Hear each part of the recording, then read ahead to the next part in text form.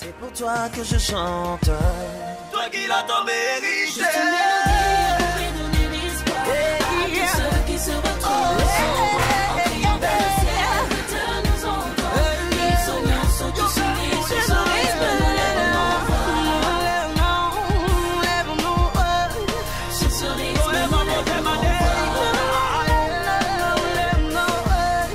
Sur ce rythme,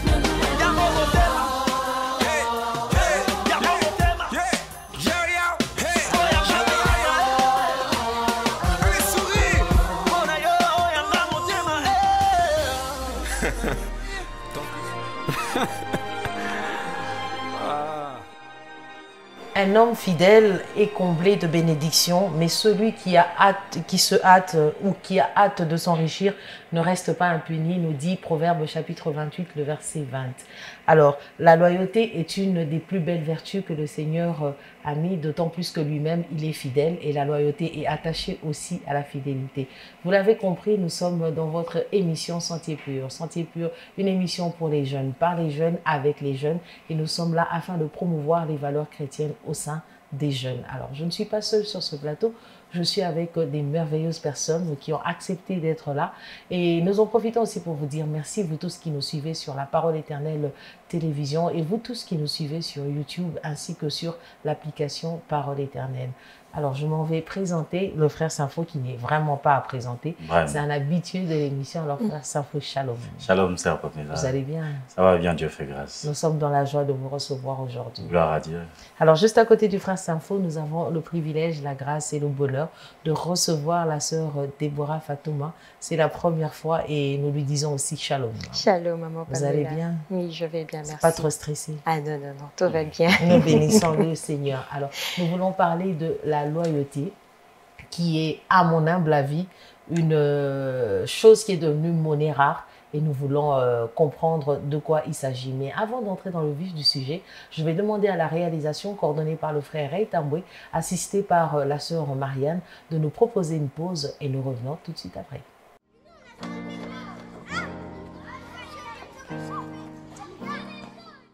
De retour sur ce plateau, nous sommes en train de parler de la loyauté. La loyauté, la loyauté et la loyauté. Alors, avant de pouvoir parler de la loyauté, frère Saint-Faux, il faudrait qu'on comprenne ce que c'est le mot loyauté. Tout à fait. Alors, est-ce que vous pouvez nous définir, bon, selon vous ou selon le dictionnaire, ce que vous comprenez ou vous entendez par loyauté? D'accord, merci beaucoup. Comme vous l'avez dit, il est très important de définir les termes clés du sujet que nous partageons ce soir ou aujourd'hui. Voilà, la loyauté est définie comme étant la fidélité d'une personne à quelqu'un ou à quelque chose à l'égard des engagements pris, dans le sens de les honorer et de les remplir. Ça, c'est la définition que nous propose le dictionnaire séculier francophone. Alors, dans mes propres mots, ou en mes propres mots, je pourrais définir la loyauté comme étant cette aptitude, que manifeste une personne à l'égard des engagements pris pour faire preuve de fidélité. Parce que à la notion de loyauté s'attache directement la grande notion des fidélités. Un homme loyal, c'est un homme fidèle. Un homme loyal, c'est un homme fidèle. Je suis tentée de poser une question. Est-ce que vous pensez que la loyauté et le principe d'honneur vont de pair? Je pense que oui. Je le pense que oui, parce que un homme loyal, comme on l'a dit, c'est un homme fidèle. Et c'est lui qui veut honorer. Il devra être fidèle, il devra se montrer fidèle, il devra se montrer respectueux à l'égard de ses engagements. Et lorsque je respecte l'engagement que j'ai pris à l'égard de la sœur Pamela, directement je vous honore. Je vous montre la considération que je vous donne et directement je vous montre, je fais preuve de respect à votre personne. Merci beaucoup. Alors, sœur Déborah, Papa Saint-Faux, j'espère qu'il n'a pas épuisé tout ce qu'il avait à dire. Dites-nous. Non, non. Comment comprenez-vous la loyauté?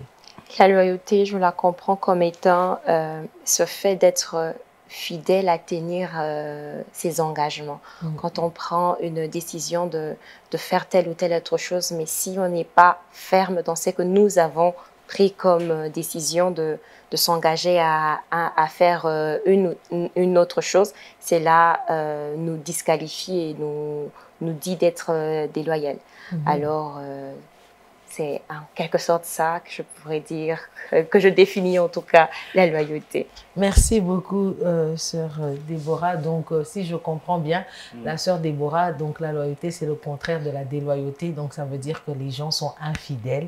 Ils ne tiennent pas à leurs promesses. Frère Saint-Faux, rappelez-moi le verset dans la Bible qui parle de l'infidélité. Celui qui prend, on dit, maudit soit celui qui prend un engagement avec légèreté, c'est ça? Oui. Donc, les gens qui ne sont pas fidèles sont des gens qui prennent des engagements avec légèreté. Nous bénissons le Seigneur. Donc, vous comprenez avec moi qu'il ne faut pas prendre des engagements avec légèreté. Il faut demeurer loyal. Mais au cours de cette émission, nous allons comprendre de quoi exactement il s'agit. Alors, Papa Saint-Faux, dites-nous, s'il vous plaît, est-ce que la loyauté est-elle importante dans notre parcours sur Terre en tant que jeunes chrétiens? Alors, si vous répondez par oui, vous nous dites pourquoi, hein, parce que c'est bien de nous dire que la loyauté est quelque chose de bon, mais pourquoi on va dire que la loyauté est importante dans le parcours d'un jeune chrétien? Merci beaucoup pour la question. C'est une très belle question. Vous savez, dès le départ, Dieu nous a voulu dans une société. La vie chrétienne, c'est une vie qui se déroule en société, en famille, dans une maison et aussi avec les frères dans une grande communauté. La loyauté vient directement s'imposer comme une règle qui nous accompagne dans cette vie chrétienne, c'est-à-dire dans nos assemblées, dans nos maisons. Nous prenons des engagements, premièrement envers Dieu, d'où nous devons être loyaux envers Dieu. Deuxièmement, nous prenons des engagements envers les hommes parce que lorsque nous parcourons la Bible établit une relation où l'homme est en relation avec Dieu et il est en relation avec les autres. Et dans ces deux sens de relation, il doit se montrer fidèle parce qu'il y a des engagements que nous prenons à l'égard de Dieu et il y a des engagements que nous prenons à l'égard des hommes. Lorsque nous revenons, par exemple, dans les 10 commandements, il y a des commandements qui nous ramènent directement à Dieu et il y a des commandements qui nous ramènent vers les hommes. Je vais donner un exemple. La Bible nous recommande de considérer Dieu comme étant le seul qui est Dieu. Nous prenons cet engagement. C'est un engagement. C'est-à-dire, nous avons pris la résolution de ne donner à nul autre cette place de Dieu en dehors de l'Éternel. Et aussi longtemps que nous demeurons dans cet engagement, nous sommes loyaux envers Dieu. Je vais donner un autre exemple, c'est que dans la vie de tous les jours, nous prenons des engagements avec le frère, avec notre semblable. La Bible nous parle du respect envers nos parents. Nous devons respecter et honorer nos parents. Lorsque un enfant est éduqué dans sa famille, dans sa maison, il donne la promesse. Il prend l'engagement de toujours se montrer respectueux et obéissant envers ses parents. Lorsqu'il demeure dans cette attitude, c'est de la loyauté qu'il fait preuve à l'égard de ses parents.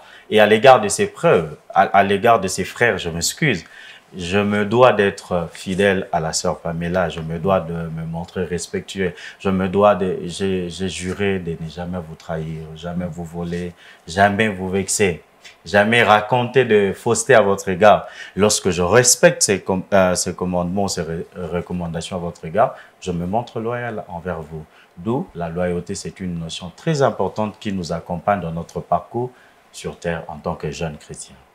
La loyauté est très importante, a dit le frère Saint-Faux. Alors, est-ce que vous êtes d'accord aussi, sœur Déborah, que la loyauté est très importante dans le parcours d'un jeune chrétien sur la terre?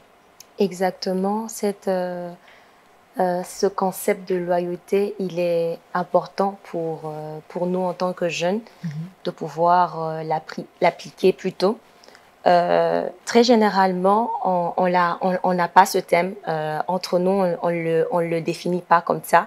On a tendance à l'appeler comme étant une fidélité. Dans le sens où, par exemple, quand nous sommes chez nous à la maison, il y a des normes et des principes qui ont été déjà établis dans la famille. Et pour un enfant qui grandit dans cette maison, il n'est pas contraint, mais il a le devoir en tant qu'enfant pour respecter et honorer ses parents, à pouvoir marcher selon ces principes-là qui ont été établis. Et c'est en cela que cette loyauté est importante pour nous chrétiens, en tant que jeunes en tout cas. Alors, si je vous comprends bien tous les deux, donc la loyauté, c'est un mode de vie.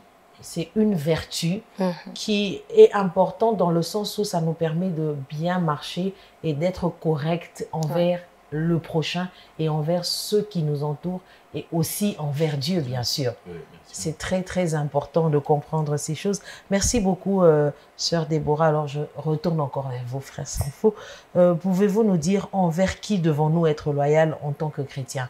Parce que c'est bien de dire que c'est important, mais il y a des gens qui choisissent avec qui être loyal. Hein. Non, mais ça arrive, hein, Ah que Tout ce à soit à fait. l'église, Oui, oui. que ce soit dans la vie courante ou que ce soit dans la société. Il y a des gens qui disent, bon, je décide d'être loyal envers le frère Saint-Faux, mais pas la sœur Ouais. Déborah. Je décide d'être loyal envers le frère Ray, mais pas la sœur Marianne. Donc, envers qui nous devons être loyaux? Il y a d'autres qui disent, bon, je vais être loyal à Dieu, mais pas aux hommes. Voilà, donc, est-ce que vous pouvez nous dire envers qui devons-nous être loyaux? Merci beaucoup. J'aime beaucoup les questions qui sont posées aujourd'hui. Je pense que ça va beaucoup nous aider tous, même nous qui sommes là aussi. Alors, envers qui devrions-nous nous montrer loyaux? C'est envers notre prochain, notre semblable. Et quand je parle de prochain, j'aimerais vraiment le souligner, il ne s'agit pas seulement du chrétien. Il s'agit de tout homme. Parce que les chrétiens que nous sommes, nous ne vivons pas seulement à côté des chrétiens. Je donne un exemple. Le jeune chrétien se retrouve à l'université, il se retrouve au travail, dans des milieux séculiers, il se retrouve dans différents milieux. Puisqu'il est chrétien, nous l'avons dit à la question précédente, il se doit d'être loyal. Donc, partout où il passe, il doit toujours faire preuve de loyauté envers tout celui qui est à ses côtés. Donc, la loyauté nous accompagne dans notre vie, partout où nous allons, parce que la loyauté fait partie de notre identité et de notre vie de tous les jours en tant que jeune chrétien. Donc, elle fait partie de notre vie. Donc, nous devons la loyauté à tous ceux qui est la créature de Dieu au semblable. Mais j'ai une question, frère Saint-Faux. Est-ce qu'on peut être aussi loyal envers Dieu? Vous dites? Est-ce qu'on peut être loyal envers Dieu? Bien sûr, c'est le tout premier à qui nous devons notre loyauté. Parce que nous le savons, Dieu est au commencement. Au commencement de toutes choses, c'est Dieu. C'est-à-dire, dans tout ce que nous faisons, nous devons d'abord commencer par Dieu. Et après, nous venons vers notre semblable qui est l'homme. D'où, au regard de ce que la Bible nous enseigne, nous devons de la loyauté envers notre Créateur et notre Dieu, parce qu'il nous donne un certain nombre de commandements et de recommandations devant lesquelles nous devons prendre l'engagement de les respecter. D'où un chrétien, d'ailleurs tu peux pas être chrétien et ne pas être loyal envers Dieu, c'est contradictoire. Exactement. Bon, le frère Saint-Faux dit que c'est contradictoire, nous voulons écouter maman Déborah. Alors, pouvez-vous nous dire envers qui nous devons être loyaux en tant qu'enfants? Comme l'a dit le frère Saint-Faux, la loyauté, nous sommes d'abord, premièrement, nous devons savoir que nous vivons dans une société. Et dans cette société, il y a plusieurs personnes que l'on rencontre. Non pas seulement les membres de notre famille, parce que premièrement, on a tendance à dire que comme je suis issue d'une famille, je dois de la loyauté qu'à mes parents, qu'à mes grands frères et tout. Et il nous faudrait cette loyauté partout où nous passons.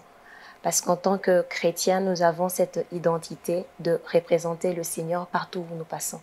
Et si nous n'avons pas ce caractère de loyauté, alors là, nous déshonorons le Dieu pour qui nous sommes ici sur terre. Quant à nous de pouvoir manifester cette loyauté, non pas seulement envers les personnes qui nous sont plus proches, mais envers toutes les personnes qui sont tout autour de nous. Je ne parle pas de seulement les chrétiens, mais de toutes les personnes. C'est ça notre devoir en tant que chrétien. C'est très, très important de comprendre que, en tant qu'enfant de Dieu, comme l'a dit la sœur Déborah, que nous ne devons pas être loyaux seulement envers les chrétiens. D'ailleurs, les païens en ont plus besoin que les chrétiens, parce que c'est un modèle, c'est un exemple, c'est une façon de vivre qui est différente de ce que les païens ont d'habitude des gens qui ne sont pas loyaux envers eux. Et ils ont tendance à trouver ça normal. Et nous, en tant qu'enfants de Dieu, nous nous devons d'être loyaux envers tout le monde. Parce qu'il y en a qui disent, non, moi, la loyauté envers les païens, je ne les fréquente pas d'abord, je ne les touche pas. Et puis, pourquoi être loyal envers eux? On n'a pas la même doctrine, on n'a pas la même religion, donc eux, ils sont dans leur coin, moi aussi, je suis dans mon coin. Et bien, c'est une belle erreur que vous commettez en n'étant pas loyal envers ces gens. Je l'ai dit d'entrée de jeu de cette émission, c'est la plus belle vertu que le Seigneur nous a donnée, et ben c'est la loyauté. Alors nous sommes en train de continuer lentement et sûrement, nous sommes en train de cheminer. Le temps nous est imparti. Alors, avant que nous ne puissions continuer encore avec les autres questions, je vais demander à la réalisation encore de nous proposer une pause et nous revenons tout de suite après.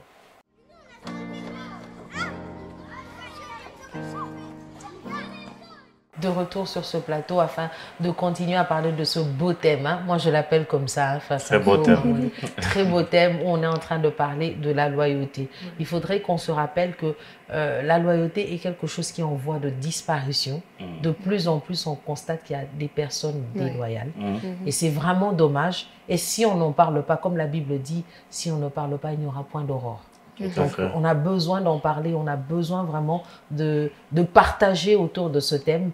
Hein, peut-être que quelqu'un croit que c'est un thème qui concerne rien que les chrétiens, mais non, dans la vie, comme vous l'avez dit tout à l'heure, Maman Déborah, Papa Saint-Faux, que dans la vie, la loyauté, on se doit d'être loyal envers tout le monde. Alors, c'est très important. Alors, nous continuons avec nos questions, Papa Saint-Faux. Est-ce que vous pouvez nous donner quelques exemples dans la Bible de la loyauté, ainsi que leurs avantages dans notre parcours sur Terre? Parce que c'est bien de dire non et tout, il faut être loyal, mais il faudrait qu'on ait aussi des modèles hein, et des repères. Est-ce que vous en connaissez dans la Bible des modèles de loyauté? Et dites-nous aussi en quoi c'est avantageux. Ça a été plutôt avantageux pour eux. D'accord, merci beaucoup. Je vais pas donner plusieurs exemples. Pour des temps, je vais donner un seul. Nous avons cette belle histoire dans la Bible entre Jonathan et David. Et c'est une histoire qui nous montre la loyauté entre un prince et un paysan. David n'était rien, sa famille n'était pas issue d'une classe noble. Il était berger. Voilà, mais on se retrouve là au milieu d'une amitié entre deux personnes de classes différentes. Et ce qui est important, c'est quoi? C'est qu'entre les deux, il y avait l'application de cette notion de loyauté. Et les conséquences ou bien les résultats qui a jailli de cette loyauté entre les deux, c'est que Jonathan a pu sauver la vie de David quand Saül, qui était le père de David, qui était le père de Jonathan, pardon, a voulu mettre fin à la vie de David. Nous voyons là où la loyauté peut amener quelqu'un. Jonathan avait compris que David ne méritait pas la mort. Qu'est-ce qui avait poussé Jonathan a sauvé David? C'est cette loyauté que Jonathan avait envers David. La deuxième conséquence, c'est qu'en ce moment-là, c'est maintenant le tour de David. Il se retrouve roi un peu plus tard. Et il se souvient de son ami Jonathan. Et, qui a été loyal auparavant. Voilà. Et lui aussi, à son tour, il a fait preuve de loyauté, d'un engagement pris à l'égard de Jonathan. Voilà, il va faire de Méphibosheth, qui est le fils de Jonathan. Au moment où Jonathan n'existait plus. Jonathan était déjà mort. Il va les ramener dans le palais royal. Et si je reviens même dans votre verset que vous avez donné à l'introduction de cette émission, vous dites ceci: un homme fidèle est comblé de bénédictions. C'est que la loyauté vous conduit à être comblé de bénédictions dans la vie de tous les jours. La loyauté vous conduit à être comblé de bénédictions, nous dit Proverbe 28, le verset 20, comme l'a dit le frère Saint-Faux. Donc c'est l'un des avantages, vous serez comblé des bénédictions. Alors Maman Déborah, nous vous écoutons. Alors vous connaissez un autre exemple, autre que celui de David dans la Bible, où on a des exemples de loyauté et leurs avantages, bien sûr. Oui, nous pouvons prendre comme l'exemple de Naomi et Ruth. Bon, il y en a tellement, hein. On prend l'exemple de Naomi et Ruth. Ruth qui donc est... le frère, c'est un peu frère. Ah oui, oui, oui. Un équilibre. En tout cas, l'équilibre, oui. Merci pour On recherche l'équilibre. toujours l'équilibre. Alors, cette femme étant devenue veuve, moi, je me dis, mais Ruth pouvait rentrer chez elle et puis elle se refait sa vie. Faire comme sa co-épouse.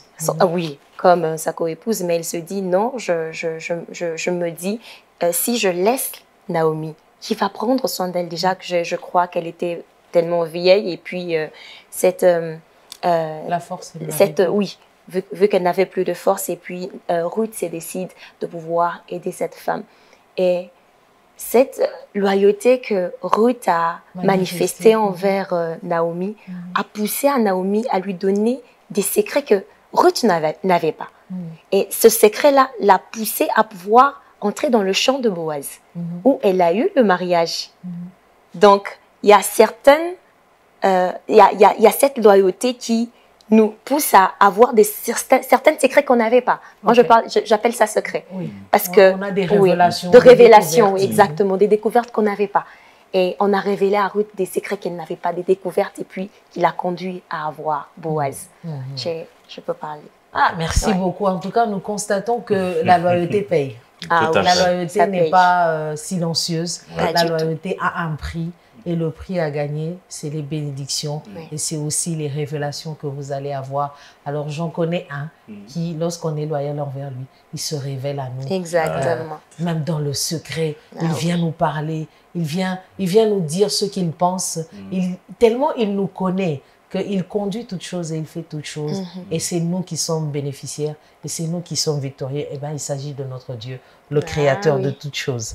N'est-ce pas merveilleux? Merveilleux. Ah, c'est très bon de parler de la loyauté. Alors, nous continuons toujours, je reste toujours vers vous, Papa Symphon. Nous sommes en train de continuer lentement la dernière question. Est-ce que vous pouvez nous dire comment est-ce qu'on peut cultiver la loyauté en tant que jeune chrétien? Parce que c'est bien de parler de la loyauté, mais la culture de la loyauté, comme je le disais d'entrée de jeu, c'est devenu monnaie rare, la loyauté. Alors, comment faire pour cultiver cette loyauté? D'accord, je vais donner un verset. Le psaume 119, si j'ai bonne mémoire, le verset 10 à 11, qui dit « Comment le jeune homme rendra-t-il pur son sentier ?» Ça se rapporte au thème de l'émission.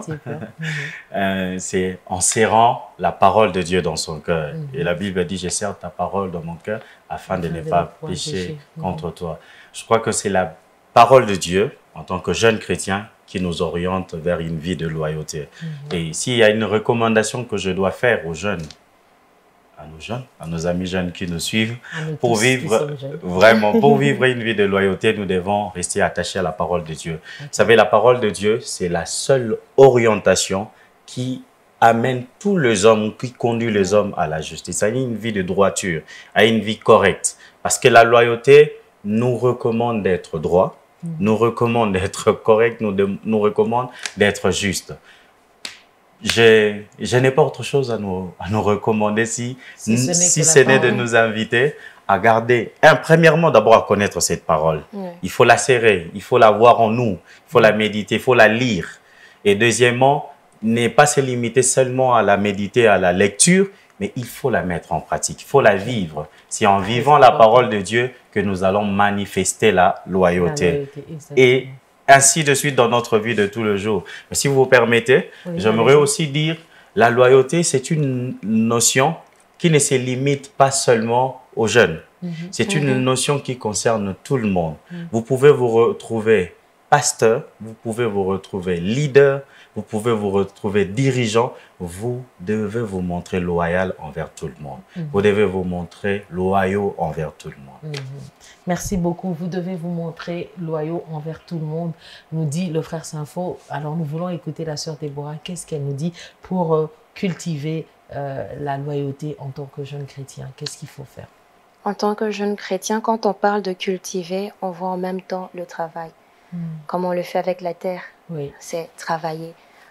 Alors, c'est que je voudrais dire par rapport à ce fait de cultiver ou de travailler cette loyauté. Tu ne peux pas travailler quelque chose que tu n'as pas encore su. Donc, je demanderais d'abord l'écoute. Apprendre à écouter ce qu'on ignore. Parce que quand on est à l'écoute, comme on l'a dit, c'est par rapport à... on a parlé de vers qui être loyal, on a parlé de ses parents et tout ça. Alors, être à l'écoute, plutôt écouter nos autorités, par exemple. Je peux prendre l'exemple de mon pasteur, je peux prendre l'exemple de mon père, je peux prendre l'exemple de mon grand frère. Si je me mets comme Ruth à écouter, à pouvoir apprendre ce que j'ignore, ça me permet d'appréhender quelque chose et à pouvoir travailler. Ce sont des stratégies que je n'ai pas, que je prendrai chez l'autre, qui me permettront de pouvoir garder, de pouvoir plutôt cultiver ce qui est ce caractère de loyauté. Donc c'est ça que moi je demande premièrement, c'est l'écoute.